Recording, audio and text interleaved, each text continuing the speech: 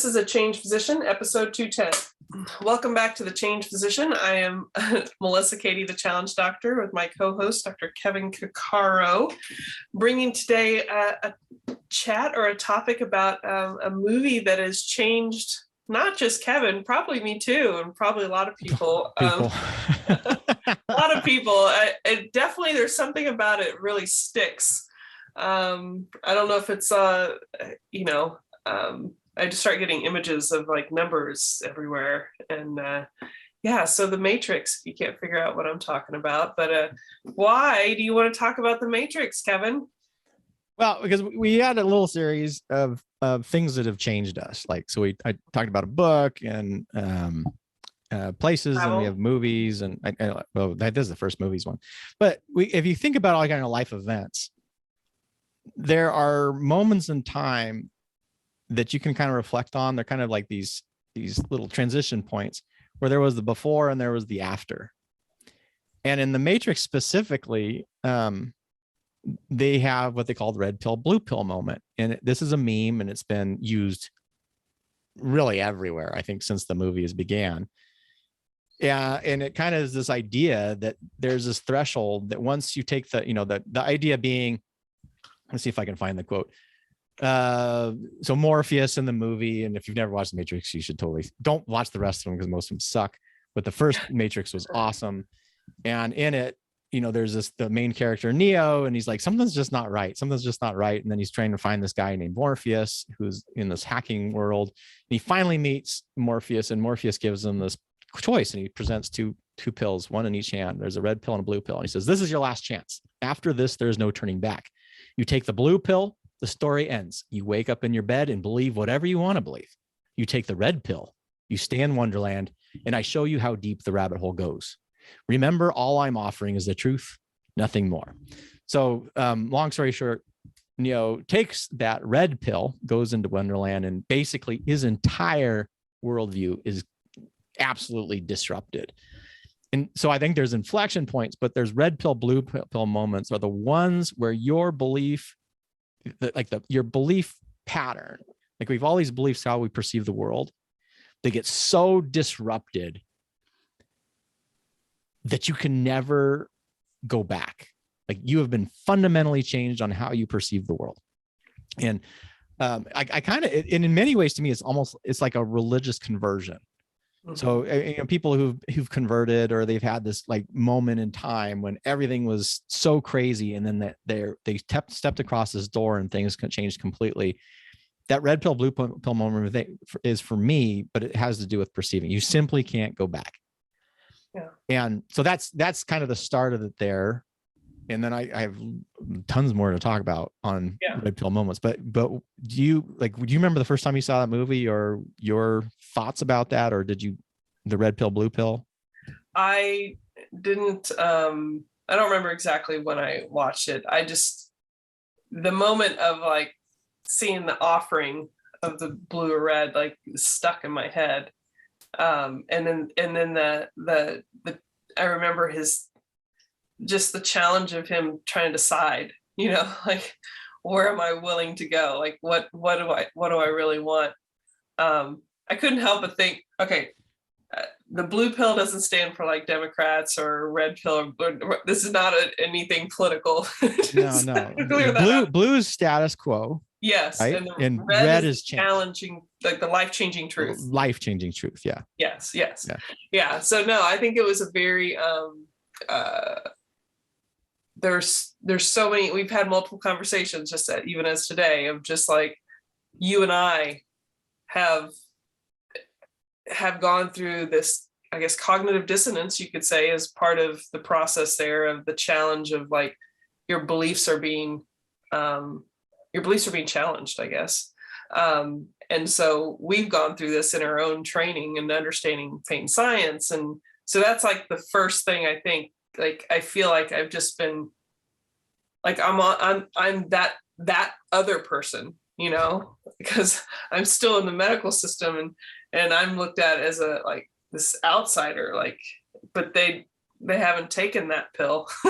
they don't get it. And even if it's one thing to accept, but if you don't really fully fully truly like understand it, you're not really there yet, like you have to really kind of like go through that whole process and for it to really change you, because people can superficially kind of be presented the truth, but they don't really get it. And that's a fundamental difference and important point to call out here when it comes to red blue pill. It's not understanding, it's the experience, right? Because in specific to the Matrix, the transition once you took the red pill was a complete transformative experience of his entire reality. Like, so if you watch the movie, he takes it, and what it basically happens is that his whole entire life was this simulation. And so he makes this tracker thing and disrupts the neural program, and he wakes up in this pod and like, but no one, if Morpheus had sat there and said, when you take that pill, there's going to be a tracker and it's going to interrupt this pattern and da da da da da. And what actually is your reality that you think is real is not. It's a simulation that these robots have put onto your brain to kind of make it seem like you're in this real environment. And people could sit there and nod and say, oh yeah, I understand that. But you don't understand it. Yeah. You have to have that. There's that transition, and then you experience that transition, and then from there on after, all of your behaviors and actions embody that change. And I think that's what really truly defines red pill versus blue pill movement. And you were referring to pain, because that was for me, for sure. I'm assuming for you, that transition between being a fellowship trained pain specialist and then going, wait a second, all the stuff that we never learned and all the stuff about pain, and then having to make that step, it wasn't obviously waking up in a pod with robot spider things crawling all over you and plugs into your spine, but it was pretty damn close. When I'm going through panic attacks and wake up in the middle of the night, visceral. Sweats, it was a visceral experience that you transition through, but once you step over that line, you can't go back. Like people are like, well, why don't you do interventions where you can make $500,000+ a year easy? Yeah. Well, there's a reason, because I stepped over that line. I cannot not see. You can't ever go back again. It's so I think about that movie often, and I think about that when we're having discussions, like meaningful conversations, because you can see, and to me, like really meaningful conversations that really have to do with who we are. And who we are is defined a lot about how we believe, or what we believe in what we believe in. And, the difference between the values and beliefs are really this filtration device that we use. And so if you have rigid beliefs, you can't grow. And a lot of the conversations that we've had and that I've taken to people through training through when you're trying to kind of induce the switch, you can almost see a moment where people are approaching a decisional moment where they're going to stay where they are, or they're going to take the step into the unknown. They're going to take that blue pill. And you can watch their eyes kind of recognizing what the potential implications are going to be. And the majority of the time, people aren't going to step through. Yeah. It's just, I don't know, it's just fascinating to me. And I think what the Matrix did is, because it provides this kind of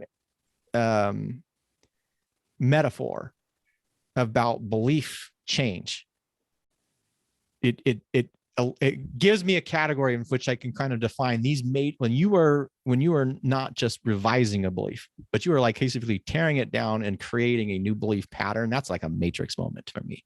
Yeah. And so what the Matrix did is it allows me to kind of quantify those and recognize the difficulty about them, and how, and to be quite honest, how painful and challenging that is. We expect people to change like that, and it doesn't happen like that for most of the stuff. So, I can't remember in the movie at that moment, because I think what it is that makes people take the red pill in life. What is it that pushes them to that? Is it either the pain, and I don't mean just like, coming to a doctor for pain, but just whatever their pain is, is it so intense that they have no other choice than to take that red pill? Or is it because they trust this person presenting the red pill? Is there safety, a sliver of safety, despite it feeling uncomfortable, that they're willing to take that red pill and not live in their safe, I'm not going to challenge myself at all, blue pill life? I don't know what it was in that movie. What do you think made him go for the red pill? Well, in that particular movie, it was like this lingering dissatisfaction. Yeah. This idea that there was something that was off in his environment, like something. So he's curious. He was curious, but was beyond curiosity. Mm. It was this idea that there must be something more that you weren't seeing. Mm-hmm. But I think that's a really, really good point, because most people, if you said, hey, here's a red pill, here's a blue pill, you take this blue pill, you take this red pill, it's going to completely change your life. Or you can take this blue pill and your life is going to be completely the same. If you kind of frame it like that, well, I guess it kind of depends on where the person is. But if they really truly recognize that this is a life-changing decision, most people will say, well, you're a crazy dude. Who's this whack job? So what is the reasoning behind it? And I think then we're starting to move into motivation. Well, why are people motivated to change? And one of the major drivers for motivation to change is dissatisfaction. There's part of it is this idea, this goes back, I think, almost to Aristotle, this idea between pain and pleasure as the major drivers of human motivation, that there's a die to relieve pain or induce pleasure. It's not perfect, but it's still relative. I mean, there are situations when people are going to endure a lot of pain in order to succeed at whatever that case may be. So it doesn't stand up completely, but this idea in general that we don't want to have pain and we want to have more pleasure. So when you have a matrix moment, then if someone is completely satisfied in their life, they're probably not going to take it, realistically, unless you've tricked them, in which case that's not that has to be an active choice. Like if you put someone in a situation where there's no choice involved, then there's no decision. That's not a matrix moment. That's coercion. Persuasion then is about, well, how do you get people to actually want to change? And I do think dissatisfaction is a major one. Curiosity is a powerful driver for just a reason for people to do things. I always think I actually used to have like 4 types of curiosity. Like there's Pandora curiosity, which is, this kind of fits that, where it's just like, don't open this box. And then you're like, what's in that box? I wonder what's in that box. Could be this in the box, and then you're just sort of driven, and the human brain kind of does this stuff where it's just overwhelmed with like, I have to know what's in that box because I want to know what's in that box. You're missing out, little FOMO too. And then there's catastrophic curiosity, where that's like the people watching, like it always drives me crazy when there's a car accident. Oh, yeah. And it's like, people are curious, well, what happened over there? There's something horrible that happened over there. Why does that kind of grab that stuff? I can't remember the other 2 I had. I have a little note card with this stuff, but curiosity is a big one. Sure. And can be extraordinarily powerful for people to take it. I would say though, if you frame, like, again, if we're using matrix moments, is a moment where you fundamentally change how you exist, because it's a completely paradigm change. You're basically kind of scrapping some of these beliefs that you've been used to see the world. You're doing it voluntarily. People aren't forcing you to do it.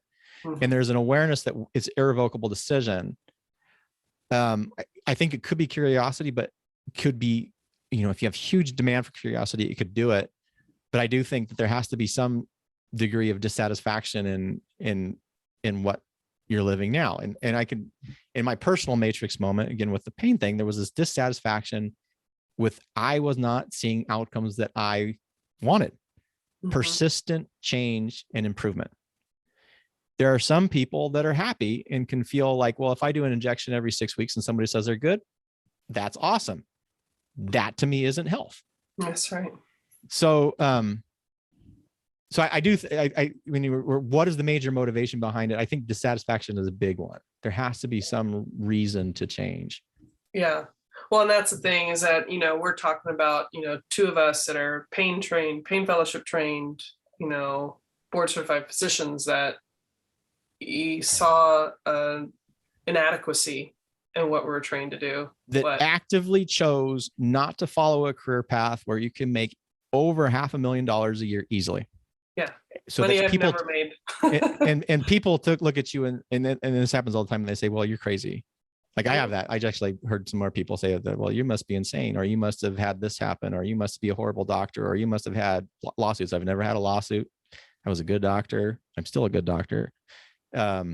It's just funny because you don't make that money choice and people assume then they reinforce this idea of, well, you must be doing it.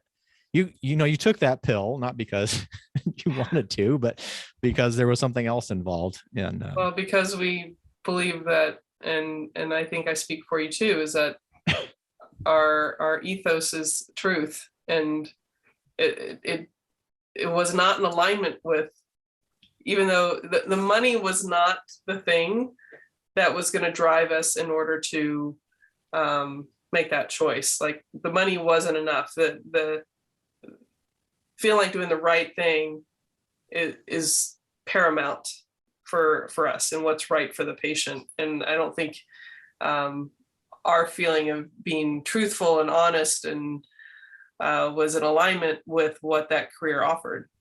And I would say there's a lot of physicians like that. And I would say also, though, there's a lot of physicians that are like Neo, that are wandering the world, seeing something's wrong, and yet they're not willing to take the step. Yeah. They may even be presented with the pill. Absolutely. But the consequences of taking that pill and stepping over it. I mean, again, so Neo goes from working in this simulation, being a little computer programming, working in a cubicle, which may or may not be the greatest thing in the world. But when he gets expunged and thrown out, he's living on this ship in a destroyed world, eating gruel. And that's basically your life, So is that better?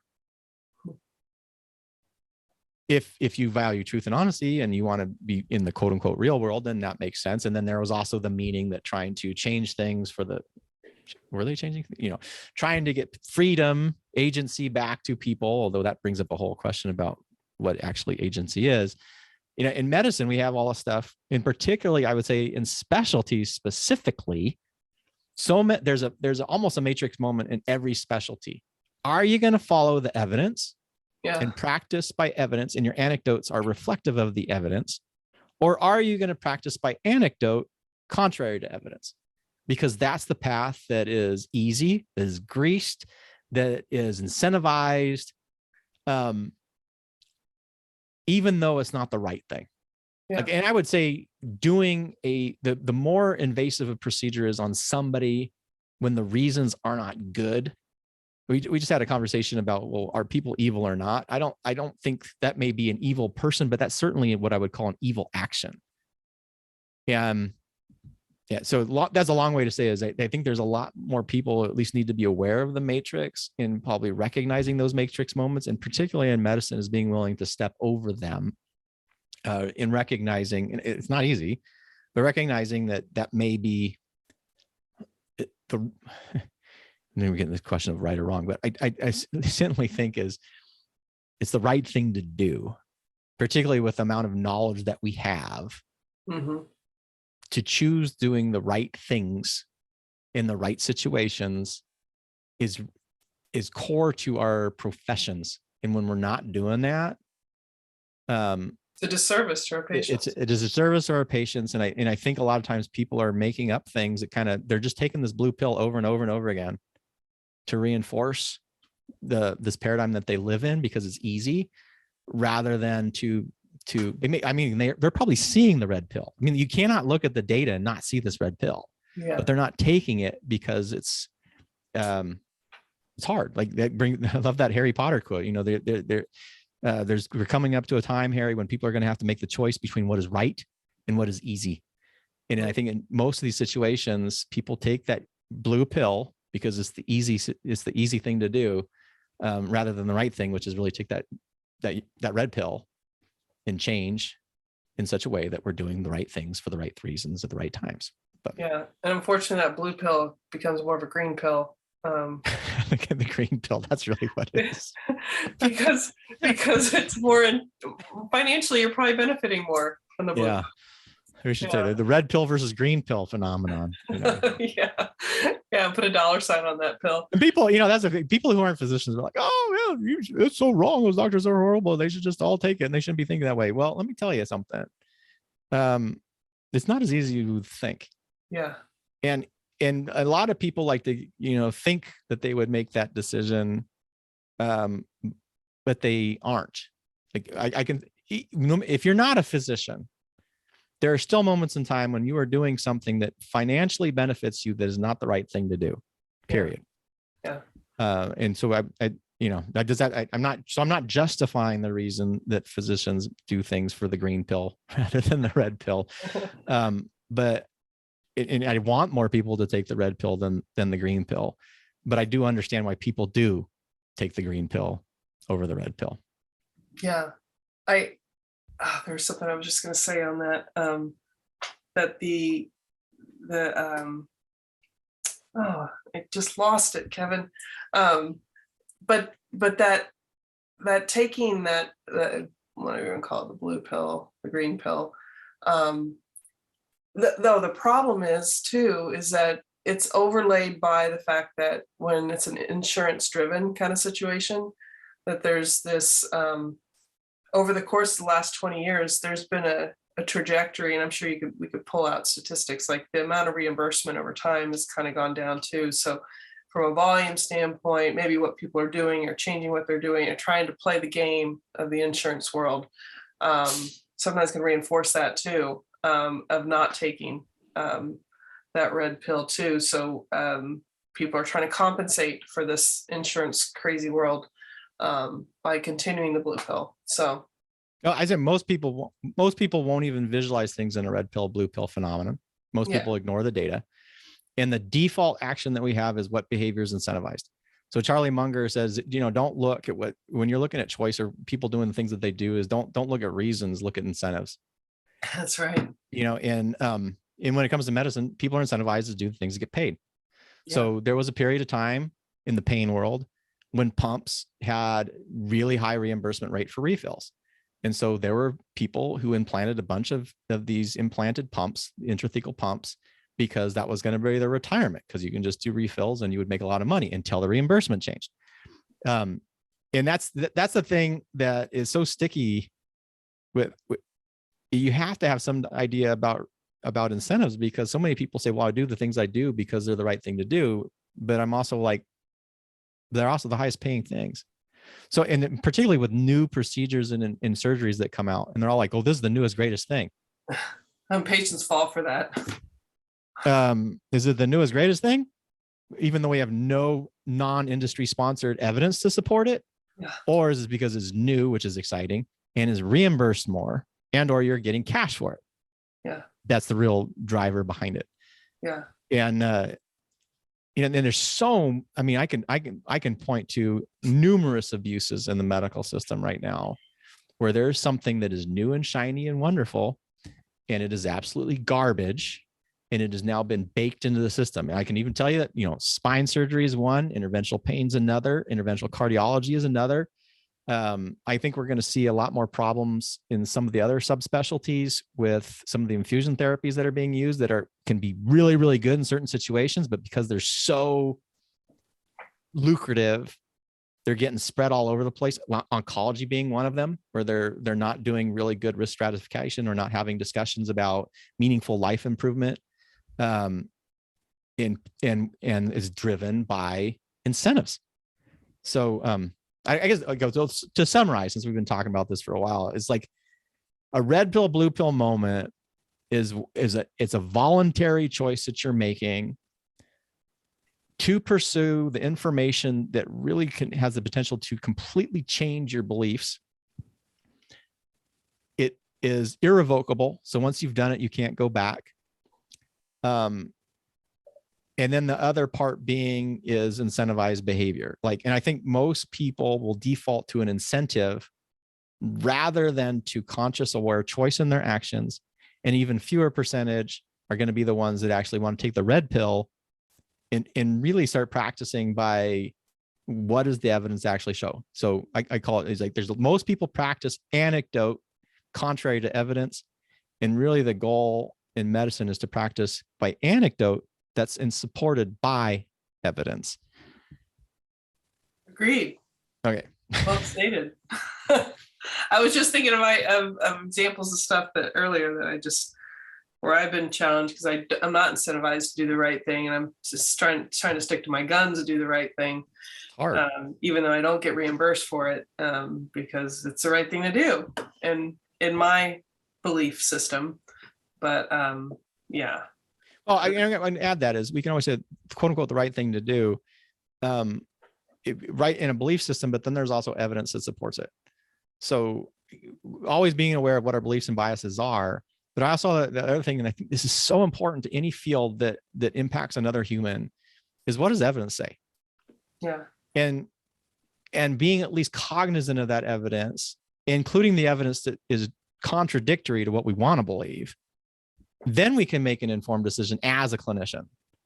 And then we can state, well, this seems to be the right decision based on my beliefs, my biases, and the evidence that supports it, as well as the evidence that may contradict it, because they all sort of line up, rather than just saying, well, I believe this is the way to do it, and so that's where we're going to do it, even though all these studies say no, even though in this situation, everything doesn't seem to line up right.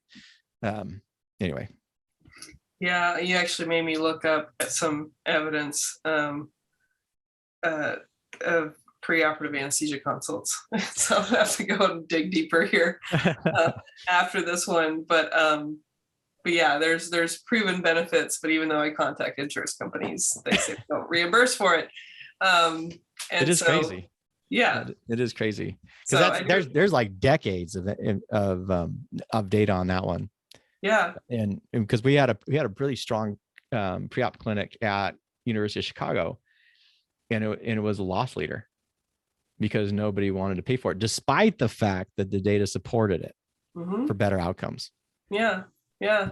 And not that, the patient's perspective or feedback testimonials are, part of, because it's perceptual. We talk about there's problems with that too. But when you, at least from a patient experience, which is the patient's perspective, I have building evidence that I should just present at something.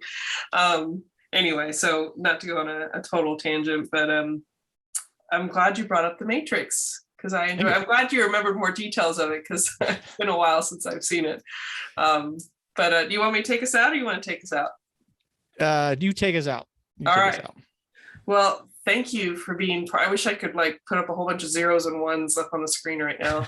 That would be cool. That would be super cool. I would have to find out if I can. But thank you for joining us today on our episode talking about matrix moments in medicine, essentially.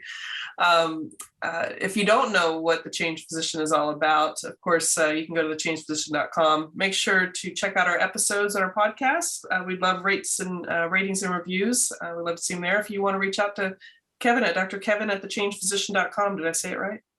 Dr. Kevin at the Dr. Kevin. Yeah. Okay. Any questions or anything you'd like to add to your matrix moments, feel free to reach out to him. But until next episode, please take care. Stay well, folks.